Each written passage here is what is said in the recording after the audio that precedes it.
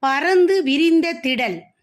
அதில் ஆடுவாரும் உளர், பாடுவாரும் உளர், பிறதின் காட்டுவாரும் உளர். இவர்களுள் வென்றாரே மிகுதி. இதனையே ஆளுமை என்கிறோம்.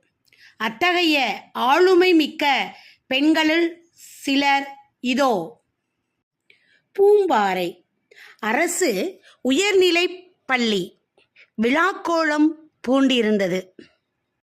பெற்றோர் வருகையால் மாணவர்கள் மகிழ்ச்சியில் திளைத்திருந்தனர்.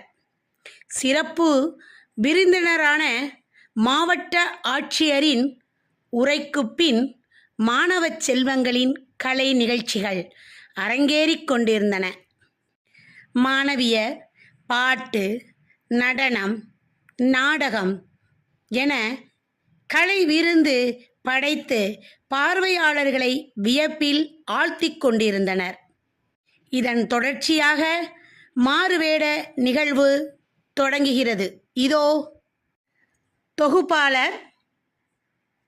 தமிழரின் பெருமையை உலக அரங்கான ஐநா அவையில் பரப்பும் வகையில் அங்கு தமிழ்நாட்டின் செவ்வியல் இசையை பாடியவர். காற்றினிலே வரும் கீதமாய் மக்கள் மனதில் நீங்கா இடம்பெற்றவர்.